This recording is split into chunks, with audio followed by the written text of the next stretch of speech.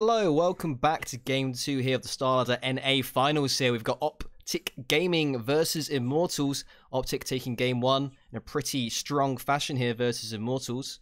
I'm your caster Spruce Moose, and with me is ForgeDota. Forge, you want to talk us through the draft so far this time round? Sure thing. So Gyrocopter is going to make his way through, and as soon as I say that, look who gets picked up. Yeah. Right away from OpTic. No fear from them. So gonna have to deal with this guy. Be interesting to see how Immortals wants to deal with it. But talking about the bans quick, we got Io and Omni Knight gonna get banned out from OpTic. No saves, as well as the Febi Elder Titan. So both a good offensive and defensive support. And Febi very, very capable on the hero, so no surprise that gets banned out there. And Tiny actually going to get banned out from Immortals, but a very good 1-2 punch in the AA Void, and a nice response right away from OpTic. Wow, this is flying by on the draft. They know what they want and they've gone for it. Yeah, so AA Void, very, very good combo. Pretty much a guaranteed kill on anybody that gets Chronosphered with the good Ice Blast setup. And even if they do manage to survive through the Chronosphere, you've got the Cold Feet follow-up as well to make sure that they're stunned for even longer. Oracle, though, very, very good hero against the AA, because if he is nearby anybody that doesn't that gets caught in the Chronosphere, he can put his False Promise on them, and they will not shatter because they don't take any damage. So as long as they're not below the threshold already, I believe they don't shatter. That is correct. So very, very good pickup from OpTic. And I kind of wonder with how quickly they picked that, if they were kind of expecting something like the AA. Very good against, squishy heroes like the Gyrocopter, blow him up at the start of the fight, make sure he doesn't get any regen. So with that Oracle pickup, I kind of think OpTic was waiting for that. And they're going to ban out the Puck to follow. So just another good team fight control hero. You've got the Silence, very good at jumping on the back lines. You have the Void who jumps the carry, then the Puck jumps the Oracle in the back lines, has that blink silence ready to go. So very sensible bans from them. And OD, just a very, very obnoxious hero for Void to deal with. You have the Mana Drain with the Arcane Orb as well as the ult. And then, of course, hey, did you jump my core? Or did you jump my support? I'm just going to put you away into a little bubble for a couple of seconds. You chill. You just chill. How's the Astral Imprisonment work with the Ice Blast? If you imprison someone who's about to tick over to that threshold, does it keep them alive? They do not take damage while they are in the imprison. So as long as they haven't shattered already, if they are about to and you have no other way of saving them, you can imprison either yourself or whoever, and you won't take damage while you're away. So you do not, you would not pop. Fair enough. Once again, we're going to see the Visage banned out here by Immortals. A little bit of respect there, perhaps, for 33. Nightstalk is going to be banned out there by OpTic this round. Focusing a lot on the 33 heroes. We see the Nature's Prophet, we see the Tiny from last game, and now the Visage. 33 proving himself very, very capable in this offlane, doing a lot of work for OpTic throughout the last few days. And I think it's 100% reasonable to not allow him to just do whatever he wants. See the Tuskar pick up for Immortals there. 2 ice heroes. Roleplay. Yeah, it's good setup for the AA. With the shards in the laning phase, you have a good setup for the cold feet. Yep. You have snowball, you cold feet on top, and then you have the shards to make sure they can't get away. Does leave them a little bit lacking in terms of like strong initiation outside of the Void, right? You don't always want to just straight up Chronosphere somebody. It's nice to have that as a fallback initiation. So we might see something like the Sand King get picked up for Velo in the off laning. Again, he did get a bit of a rough game last game, but no reason not to just pick a good hero like that Sand King for an initiate. I mean, you still got the Snowball, right? It's a pretty decent form of initiation. Actually, OpTic, they're going to go for the Bounty Hunter this time. Third pick. Yeah, so Zai looking to show Febi how it's done, I guess. a little bit of cheeky play from OpTic, but I'm a little curious about this because, I mean, Bounty Hunter against Tusk isn't super Bounty Hunter favorite. It's very easy for Tusk to get a good shards off, good snowball, and with that, with any dust, make it very easy or very difficult, sorry, for a bounty hunter to run away. Very difficult to disengage. So a little bit curious about this bounty hunter pickup, but I guess they feel pretty comfortable with that Ooh. oracle backing them up. Ooh. And there's going to be a broodmother. Not expecting that. Well, that's a very obnoxious 33 hero. We were talking about the tiny and the visage, but that is. Does CCNC play the brood? I don't think so. Right? I think that's just a 33 hero. We could see it get run in the mid though. We did see them do a little bit lane swappery the other day, so could see this broodmother into the middle lane against this Death Prophet. Death Prophet not not a very tanky hero in the early game. And brood, hey, I'll just send the spiders after you.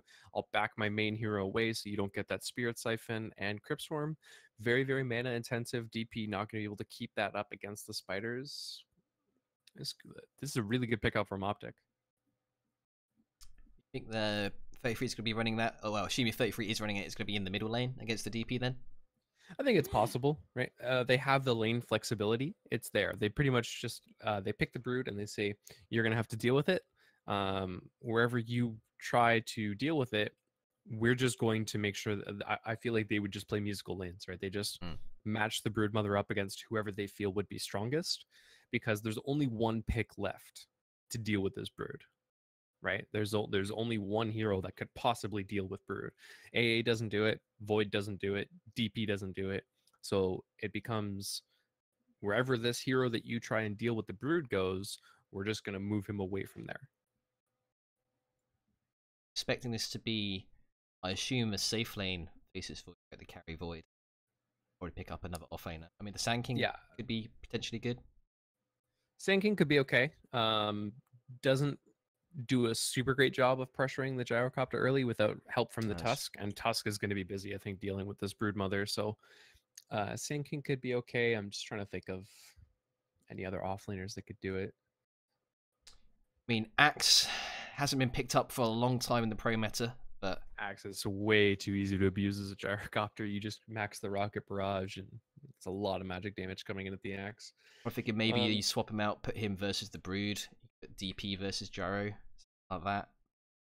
Yeah, that could be okay. It's not a standard pick to win the meta. Tidehunter could be okay. Yeah. Do that same thing where you just try and follow the brood mother around there, right? You try and do your own version of the musical lanes where you send the tide against the brood. It's a very, very rough lane. And the brood must then pick up the Sand King for themselves. Okay. So Brew's okay against the Broodmother, and it's more team fight, which Immortals has definitely shown that's kind of their style that they want to run against OpTic. They have this, the Faceless Void, they've got the DP, they've got this big, kind of 5-man again. This time I do like it a little bit better than what they had last game, because they have the opportunity to split up and to find things outside of just their ultimate, or outside of a big 5-man push, right? Like Void, AA, as a duo can get things done on the map, whereas before, like, they needed Sand King plus DP plus, like, they just needed all of their heroes to be there to get anything done. Now they have the opportunity to split up. Last pick coming through now for Immortals. 30 seconds left on the clock to think about it. This should, I imagine, be a response to Brood if we can get. Oh, it's gonna be the Kunkka. Okay, it's gonna be the core Kunkka. So they're gonna take a note from Secret. It's gonna be the Rioya Kunkka. I mean, Tidebringer, a great way to deal with all the spiders. It's a great way to deal with the spiders, and it's kind of the way that Secret's been dealing with this gyrocopter, right? It's you have the run buff to counteract the initial burst damage from the flak cannon, right? So gyro pops the flak cannon, you pop the run buff. Your team stays alive through that initial spread. And once those flak cannon attacks run out, eventually you're cool that your run buff's going to wear off, but you have good burst damage to follow up, right? You have this insane cleave off the Tidebringer to burst down Pycat, who's on a very squishy hero. Excellent combo as well, like the Faceless Void drops down the Chrono, Ice Blast into Boat, Exorcism. That's a team fight winning combination. Yeah, it's lots of team fight, right? It's more things that can, like you said, pump in Chronosphere, and again, it's also another hero that can get things done on the map independent of a 5-man. So I really like this draft from Immortals compared to game one, because they have a very good 5-man, but they also have, you know, Ryoya and AA, or you know, Febi AA. They have these opportunities to find kills by themselves, which is key. All right. It is indeed the 33 Broodmother coming out here, and we're going to have some CCNC on this offlane Sand King. So hopefully we have an exciting game 2 here for you guys. We transcend into this second game of this best of 3 StarLadder NA finals of OpTic versus Immortals. Spruce Moose here with ForgeDota. Hopefully it's a fun one. Yeah, this is, I mean, Korkunk is always fun to watch. Oh, right? yeah. Like, even unless he has like an absolutely horrible game, this is going to be fun basically no matter what. So I think basically all they try and do now is spot out where 33 goes with this Broodmother and just try and put Ryoya there. 4-man of OpTic here moving up. On the Bounty Hunter, trying to get some deep vision. And I would say trying to spot out these lanes. It is Ryoya on this Kunkka. He's kind of chilling up top here in the trees, trying not to be spotted out. So MP is actually hovering mid right now. So a little bit of mind games. This deep vision, this deep ward is actually, so it's not on the cliff. They're just trying to spot out who's going where. And the Death Prophet sitting tight up on the cliff there, so no vision available from Zai. Spot out. But we're saying musical lanes. Kunkka, he's making his way down bottom now. Yeah, and Zai's going to get the ward down. They do spot him briefly there. Things are coming out from Dubu. Green-wise though, OpTic are looking good to grab at least 2, maybe 3. They'll get 3. Oh, Dubu. Oh, not good quite. Try. Good try from Dubu though. And it looks like they have successfully mind gamed OpTic, as they do have Ryoya coming in against that classic off-lane Kunkka of. Yeah, and the classic off-lane gyrocopter as well, right? And the mid Sand King. I mean, who doesn't love mid Sand King? I mean, you BM'd me a little bit the other day when I suggested mid Sand King in one of the drafts, and it's happening now. Very different. This is very very different. All right, this is a lane swap scenario. This was not drafted as a mid Sand King. Sure. You know, you don't get to play those cards. Okay. We'll see how these lane matchups go now. It is 33 versus Ryoya here. Brood versus Kunkka, but Zai is going to do his best he can to try and harass back the Pirate. That Febi. Where's he going? He's TPing up top here. Smoke immediately with Dubu. Looking to rotate around onto Pycat here on the Gyrocopter. Yeah, you want to shut Gyrocopter down as early as you can. Got the chilling touch available. Chilling touch, eh? I would have thought you go for the cold feet. You can't underestimate that damage level 1. It is insane, to be fair. Spot out PPD, and they want Pycat though. He's the bigger kill. Jump forwards there from Velo on the Void. The shards will connect. Pycat trapped in the trees, and he will surely go down here as first blood. That chilling touch doing the damage with the Orb of Venom, and Febi will claim that as Pycat drops. Support tax right there. Yeah.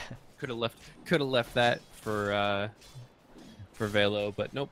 Support tax. Oh, musical lanes. Pycat goes, alright, I'm mid. CCNC, get out. My lane now. And he's going to walk himself up top. CCNC was actually doing a really good job mid, though. 8-0 against the Death Prophet. Not too bad. Mid's not much of a safer lane for Pycat, though. Right? It's very easy for Febi to still roll in. You've got the Spirit Siphon for a slow. Yeah. And lots of damage coming in from Crypt Swarm. So it's still not like a perfectly safe lane for Pycat. You have the duel now. CCNC with PPD up top. I actually think I swap the lanes again. There's MP rotating on this Death Prophet. And the Void's going to go mid. Definitely musical lanes, yeah. They definitely want this. They have a matchup in mind, and they are going to get it, damn it. Zai with the haste stream, they're trying to turn it. A nice double stop there for PPD with a beautiful double bar strike. AA will fall. Can they get the secondary kill here on MP's level 3 as the Spirit Siphon available? Trying to keep himself regened up, but they're taking a lot of damage here. And Zai with the caustic and the last nuke there from PPD. They do find the kill, and that's a nice turn for OpTic.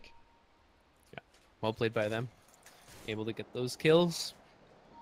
And Velo actually doing a really good job dodging these rockets. I forgot that while you're in time walk, you don't get stunned. So yes. as long as he jumps through it. Yeah, you got to kind of jump forwards through it, though, right? Yeah, yeah. Same thing with Spear Breaker charge. Really fun to do against Spear Breaker. Oh, they find PPD. Yep, shards there, cold feet, pops the purge, but it's not going to matter. He will drop up in this top lane. The score now 2-2. 3 minutes into this. In fact, oh look, the spider. He's here. You know how long it's going to take Ryoya to move up to top lane? All of about the time it takes him to walk to... yeah, the time it takes him for him to walk to the secret shop, or the side shop. OpTic definitely not getting the lanes they want, but Febby here, he's spotted out Zai there with the Janada. The root will come out there from PPD, but no further. Will OpTic stalk. Just looking to de-ward here with a quick 100 gold there towards 33 on this Broodmother with that Quelling Blade. And DP going bottom now. Okay. The key to this lane thing for Immortals was the fact that they play those mind games successfully with OpTic, right? Yeah. As long as Kunkka starts against the Brood and they get the matchup right away, it's much easier to follow than it is to try and dodge lanes, right? Because 33 to go here onto Febby, so the snowball there will hold him back. Trying to dive him under the tower. The Spider Army, is it going to be enough? Corio as well, so close to dying there, but they don't quite have enough. Bring down Febby right now, but they are going to cut the wave here with the Spider. Looking to dive. Courier, can they find it? There's no guard left. Zai not going to be able to reach it, but Febby, they know he's in the trees. They just don't quite know where. He's just going to grab the TP and go. He's out of there. Yeah. So Ryoya's not really going to be able to do anything about 33 cutting the wave, but he's also going to be pretty okay. So Pycat in the middle. Look at this burst out. The snowball with the cold feet. He goes down instantly. Gets the missile off, but not really going to do too much. And like we're saying, trouble in the middle lane for Pycat. Very easily ganked from all sides with that snowball initiation on the Tuskar. Yeah, and Velo is doing a really good job of denying as well. 11 denies on him, making it so that he's got... Actually, they're about even on levels, but still. Very tough lane for Pycat. And Zai gonna rotate over. Spot selling the movement of Febby and Dubu. Snowball coming back onto Pycat here, but are they ready for it this time? Debuff is there from PPD, trying to keep Pycat alive. The shards they're blocking him in. He's trying to turn the fight, but the cold feet will proc. Zai is in the area now, but Pycat dropping low. They get the Janada onto Dubu. Dubu will burst there from the nuke from PPD. Can they find anything more? Velo dropping low, but he has the time walk. Regen himself back up there, but they lose Pycat for the AA. Not a good trade at all on the side of OpTic.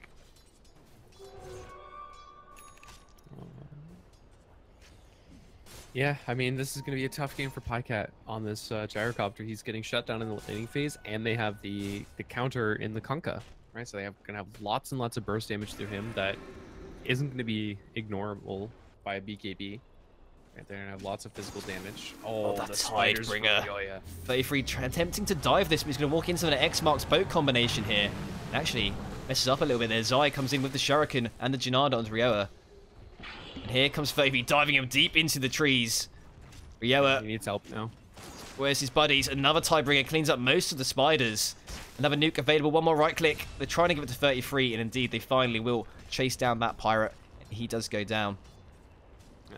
Underestimating the movement speed of 33 just a little bit. Spider moving just a little bit short of haste.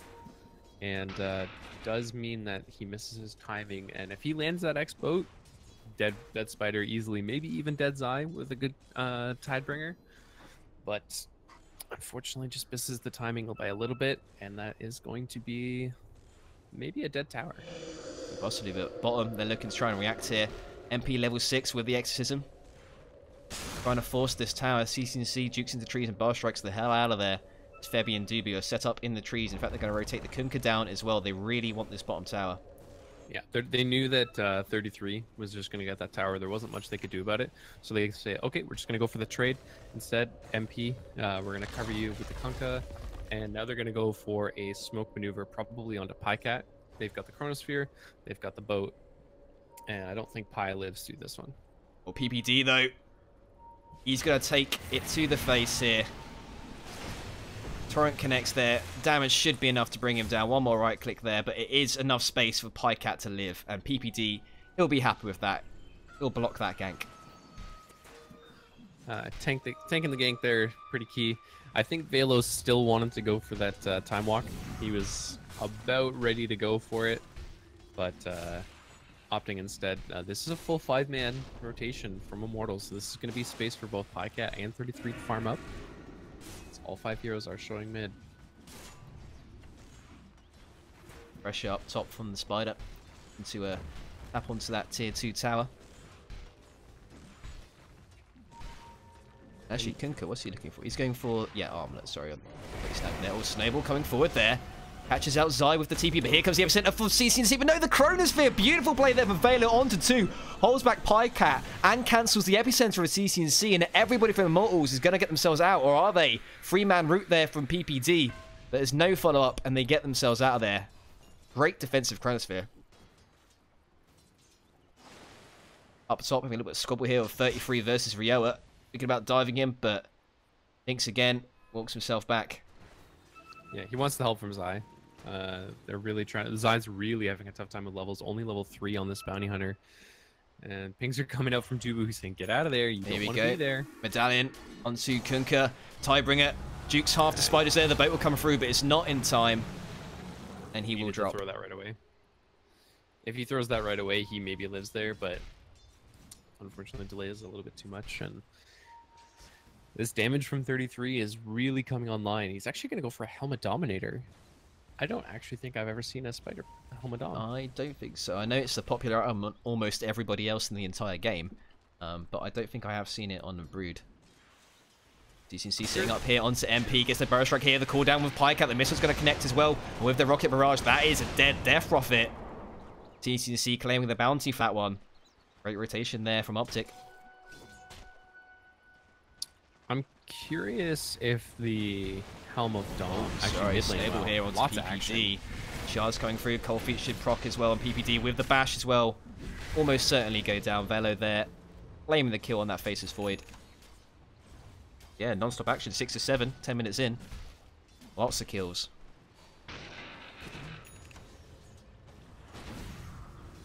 Very, very action-heavy game. This is a lot of space for 33, though. He's done a very good job keeping himself ahead, and they're going to find Ryoya. Oh, Zai. Actually, he's in trouble, dusted up the turret there.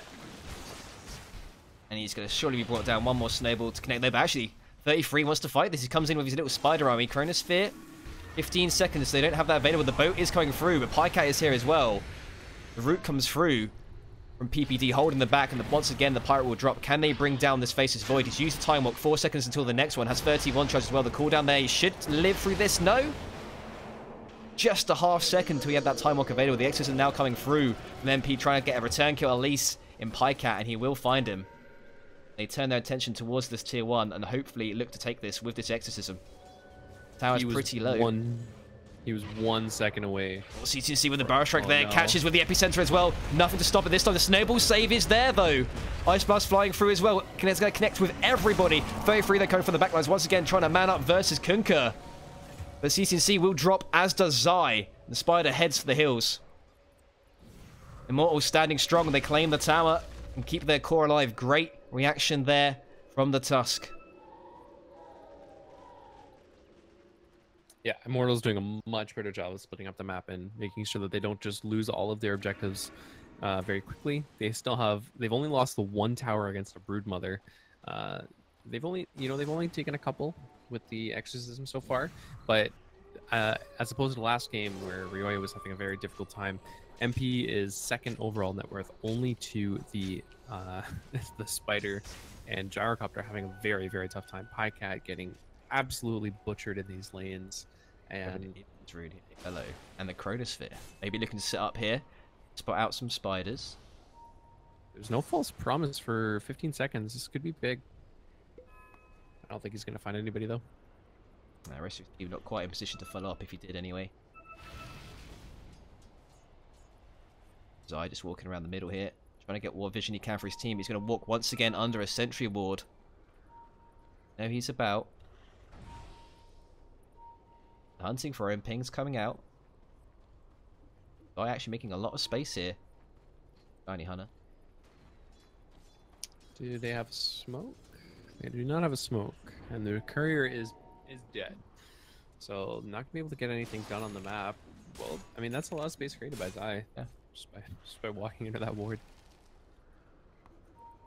A lot of time for Pycat, which is really needed. He's going right for the drums into BKB. He can't afford to get any damage items. He's just going to rely on 33 being able to dish out the damage in these team fights. Looks like 33 is stopped the helm and he's going for that Orchid instead. It's an additional brood build. Yeah, makes a bit more sense. Well, MP though in trouble here. Comes the root into the missile, into the rocket barrage. Snowball save is there though from Febby. Missile's not going to connect. Snowball connects though onto Zai. Cooldown here from Pyke. A beautiful shards from Febby, trying to create the space needed to keep MP alive. With the Spirit Siphon, we'll be able to do so. The False Promise though comes onto Zai. Chronosphere misses the Bounty Hunter, just connects onto PPD with the Ice Blast. PPD will fall. Febby with the plays. This Tusk. Febby, oh, go for that blind Crypt Swarm. Do it. Oh, the ping. Oh, do they think they know? Oh, no way he gets away. Zai there on a sliver of HP. They're looking to try and turn us back around now. Barrage strike there from CCC. Pyke comes in with the flat cannon. Silenced up there, but the missile will connect, and with the core stick and the right clicks, it should be enough to bring him down. Velo is in the area, but no Chronosphere available. He can't do too much but watch the Death Prophet fall. MP is playing a little bit too aggressive for how tanky he is right now. He doesn't have the Yules finish. He doesn't have, I mean, really any other items. He's just getting his drums online now.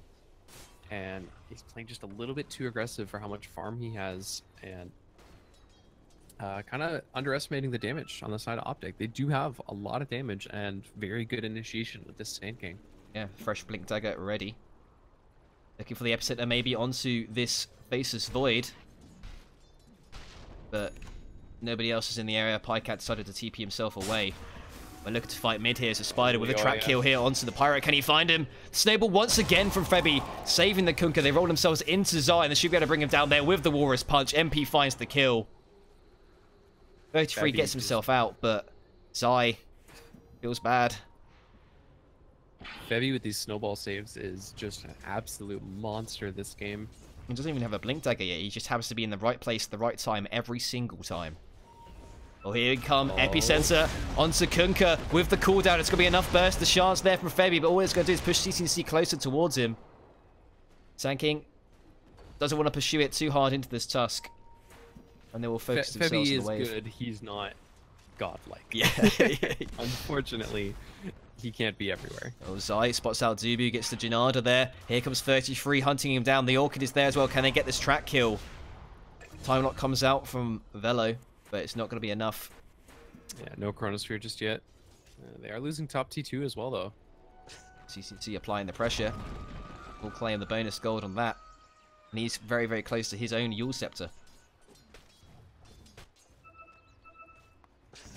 Does DP have hers yet? Not yet. Close, though. CCC is actually having a fantastic game on the Sand King. Yeah. Now second on the net worth. Yeah, and this has bought enough space for Pycat, who's just been quietly farming stacks in the jungle this whole time.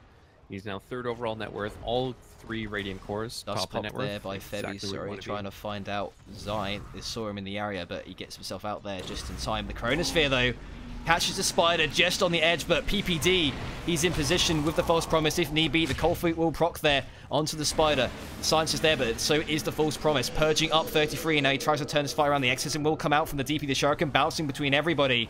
The Spider is just heading for the heals. The heals from PPD is there. But again, Zai goes down. They do save that big Broodmother. They pop 2... They pop all their ultimates trying to kill that brood. Look at CC and C up here in the top. It's pressuring in this lane. Being cheeky little Sand King. They're just spending so many resources trying to get kills, but they can't because of PBD. Just this False Promise doing so much work. I think they were ready for that AA pick. They knew that if they open with Gyrocopter, AA is very likely to make it through. So they just countered it with this really well played Oracle. He gets to about half HP on 33 and then just pop save. What are you gonna do? Talking about the great positioning of Febby, PPD likewise this game. Positioning has been fantastic. Now we see Pycat and Co look to push into this tier 1 tower bottom. Snowball coming forward there for Febby. With the Warriors Punch will connect with the Ice Blast, but CCNC there with the Epicenter should be able to turn it around, and indeed they do with the cooldown. Pycat going for the TP home. Should be okay. Pop? But up top, we've got another fight going on. Zai dropping very low, silenced up, but he's outside of vision now. He should be able to get himself out. The Crit Swarm not going to connect. Juked there by Zai as he runs up towards the high ground. And once again, space created. Yeah, Immortals just getting pulled around the map, not being able to set the initiative that they want. They're trying, instead they're playing very reactionary. The last time they were able to like get an initiate and, you know, actually start the game was that mid gank where they tried to kill 33, but really good positioning from PPD just means that they can't get these kills that they want. Last tier 1 tower should fall very quickly. GCCC blinks himself away. Doesn't want to get critted there by that Kunkka. Does he have the crit? No, not yet. He's Just- actually going just to go the for the tiebreaker. PPD. It's just not a crit, teased is it? me. It's a cleave, isn't it, I guess, technically. Yeah. With a damage You- increase, it's not a crit, it's a damage bonus. Yeah, it's 100 bonus damage though, to be fair. Yeah. Thanks to the new buff. Thank you, OS Frog. The core Kunkka play. Hey. I've believed for a long time, and the cores are just finally coming around to it, okay? I was ahead of the curve on this one. You two, my mid Sand King, but we have a fresh BKB now picked up by Gyrocopter. So Pycat. They look to he's fight dead. here, position the trees. Burrow Strike comes through from CCNC. No, Catches Freddy's in Rioa. the area. Sandstorm, but here is everybody else for Immortals ready to fight. Pycat pops to BKB, tries to turn the fight around with the cooldown going down. Rioa dropping low. The Yaws is there. So is the Chronosphere. Catches PPD, and this time False Promise is not going to be able to save him as he is brought down. 2 heroes down for OpTic. Immortals take a great fight there, bringing down PPD and CCNC. Yeah, catching those 2 heroes there, absolutely a huge play.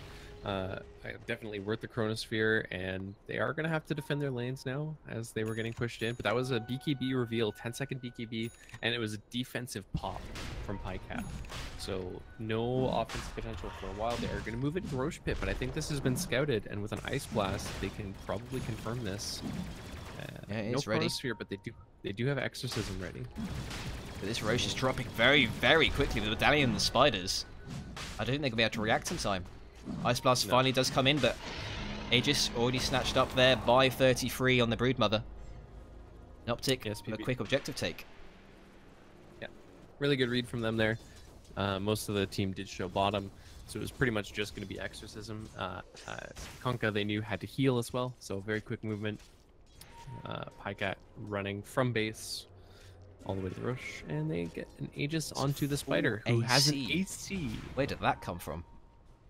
I don't know. We've been kind of talking about Pycat for a while, so I wasn't paying attention to the Spider, but I guess neither was Immortals. Snowball there onto Zai, gets the track off onto Febby. 33 diving deep though, wants this Dubu kill. Ice Blast will connect onto the Spider. And Cold Feet proc as well. The Aegis already burst. 2 tracks up though. Can they follow up? The Torrent's going to connect here with the boat. No Chronosphere is yet available, but the BKB is popped now by the Kunkka. False Promise there onto the Spider as he's trying to run himself aggressively in, and turns instead and disengages.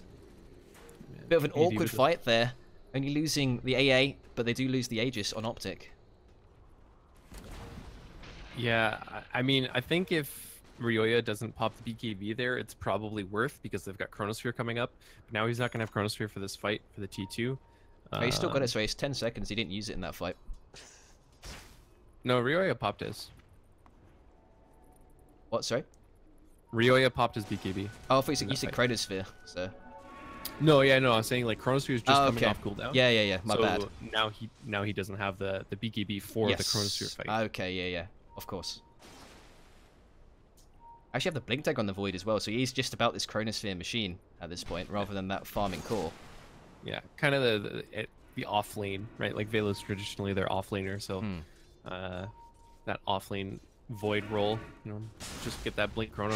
CCNC catches out Dubu here with the cooldown. The Yaws is there though. Chronosphere dropped Only catches the Sand King with the boat as well. They should be able to burst him down. The snowball there from Febby, launching himself towards Zai on this Brew. The X marks the spot. Will make sure that Zai stays in place while they bring him down. Meanwhile, MP on the sidelines pops the Exorcism just for PPD.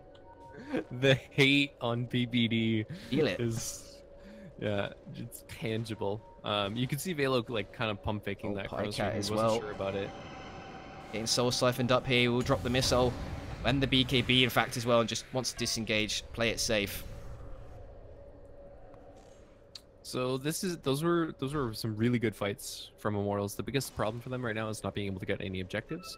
You can see Velo kind of being skeptical about dropping the Chronosphere there because he knew he wasn't going to catch the gyro, but definitely worth it at the end of the day.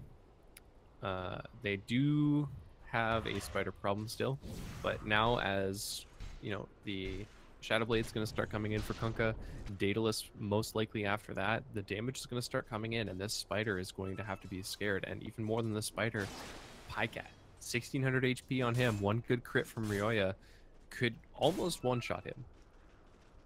You're just one-shotting a core at any point in the game, like. Okay. And he's going for a butterfly, which, I mean, it gives you good armor, but if you get cleaved on, it doesn't care about your armor. So I'm worried about Pycat a little bit. I think he should be going for a little bit more tanky items, you know, maybe something like the SNY, Scotty, something like that gives him some raw stats. Oh, they get the Courier. Zai, that's a plate mail as well. Big pick. You got to be always conscientious when you have that bounty hunter. Yeah, you can see Febby immediately grabs the gem. He's like, all right, I'm sick and tired of this goddamn bounty hunter. He's pretty close to his blink dagger as well, so he's right. Okay, no blink. I'll just get the gem. Yeah, it's way more valuable. You can't. That had a lot of stuff on it. That was the plate mail for the MP. I assume Shiva's guard. Yeah. The MP DP. And what is on the courier for our lovely spider? It's going to be his own BKB. Okay, so very, very difficult kill now. 2200 HP, full AC, Orchid, and the BKB. It's gonna be tough to bring the spider down. Zai pinged out. They have the gem. Tracked up Febby. Catches the shards. No, Zai. He's too fast. With that track movement speed, he's running himself away. 33 looking for the kill. Gets the Orchid there with the burrow strike there for CCC. And that gem, is that on the tusk?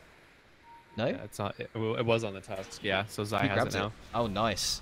Quick turnaround there from OpTic. And with the Ice Blast, it's not enough. They lose MP as well. Immortals here, they're crumbling a little bit in this fight. Shuriken bouncing between everybody, and here they go for the dive into the tier 3s. Look at the size of this spider army. The glyph will be forced here. Nice time walk there for Velo to dodge that missile. Buyback will come through from Febby. The Torrent trying to clean up some of these spiders. Look at that Tiebringer. Look at the gold. My oh my. I think that just finished his Shadow Blade. Yeah. And it did. It did. Thank you for the money, sir. So the buyback on Febby does keep MP's buyback alive. But a little bit of save your buddy syndrome coming in from Immortals, right? Febby goes in, gets picked off first, and the rest of the team kind of floods in trying to save him. They get an extra 2 picks off of it. They do keep their towers alive, though, which is the main thing. They have to keep these T3 towers alive to keep kind of any kind of map control.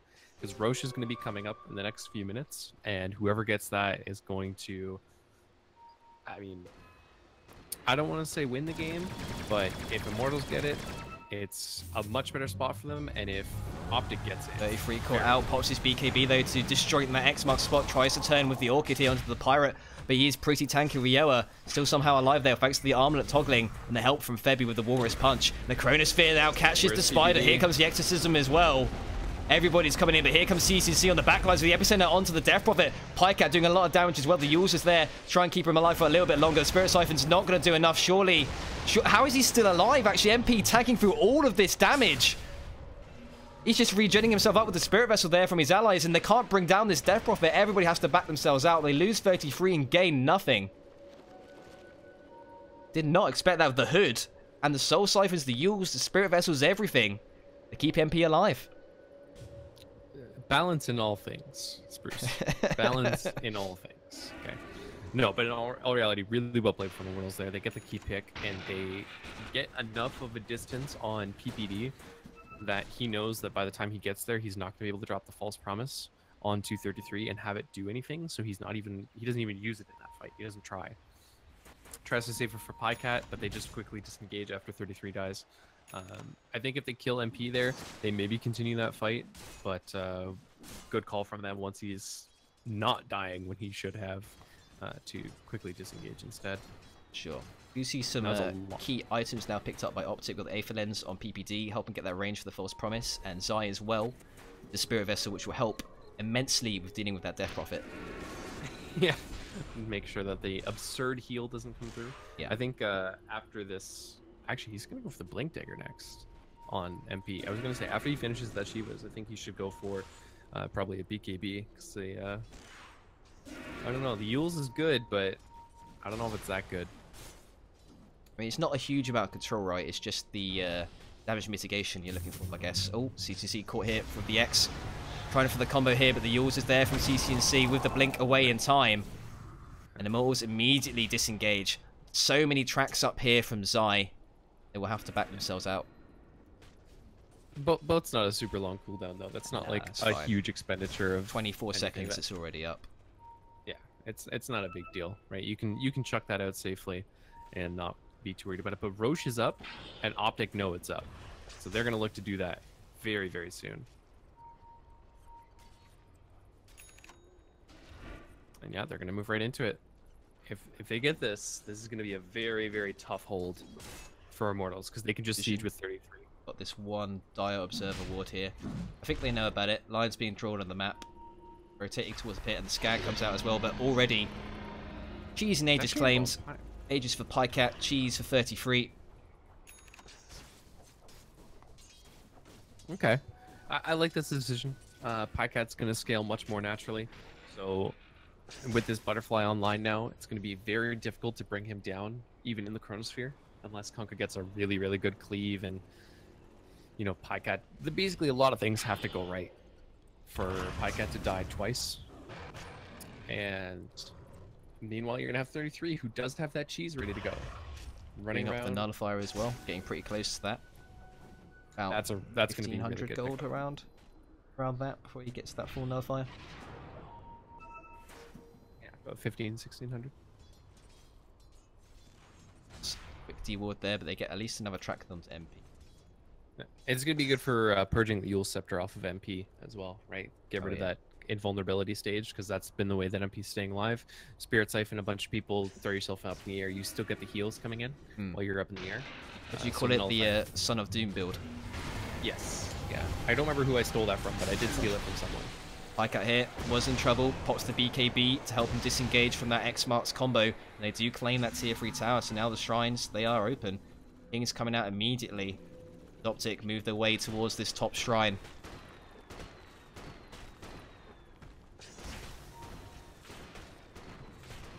It's going to be a tough hold for Immortals, but they do have the team fight to be able to do it, and they're not so far behind this game. I mean, I say that they've got an 18k deficit, but a lot of that is in track hold.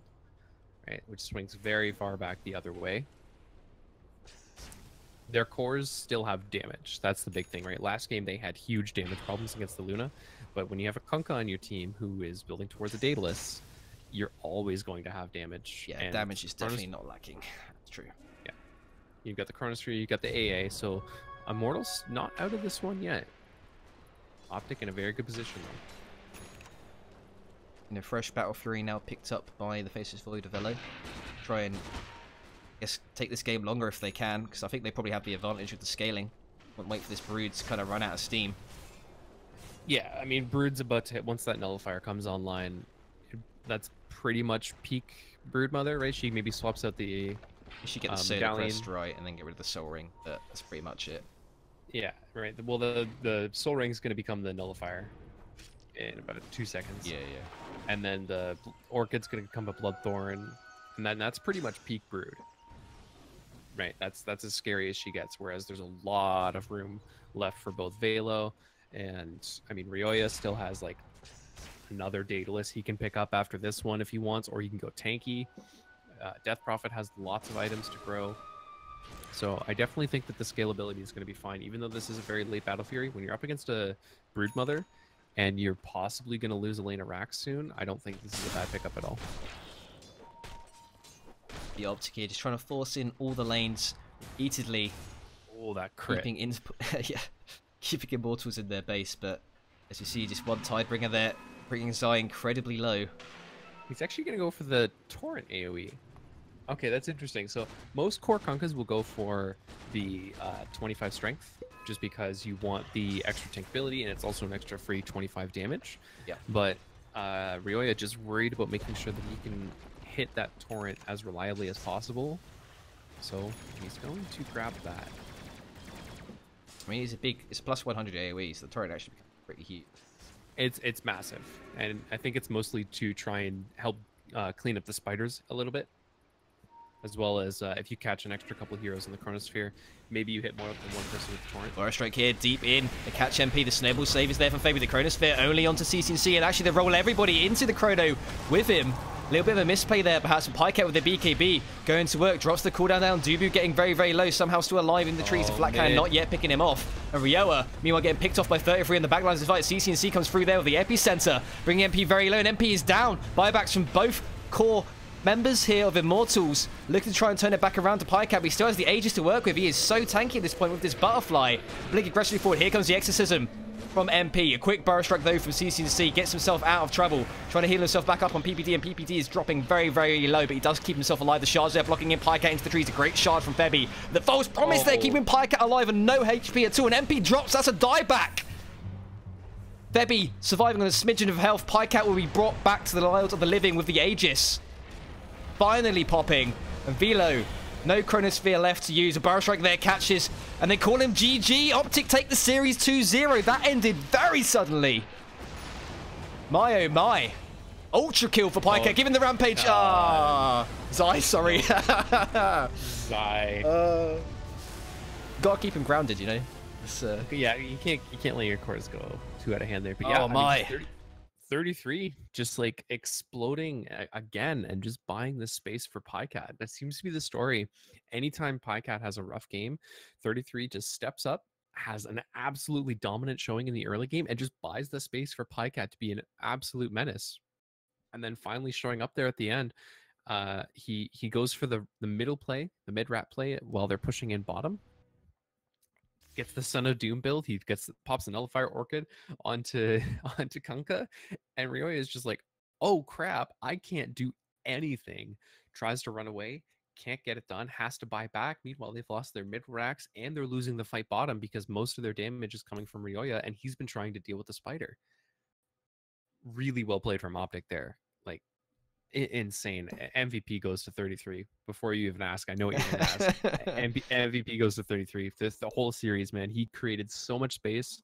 Both games, like game one, Pycat didn't really have too much of a tough time, so it wasn't as noticeable. But both games, he was just like, I'm going to cause as much chaos and let Pycat do whatever he wants.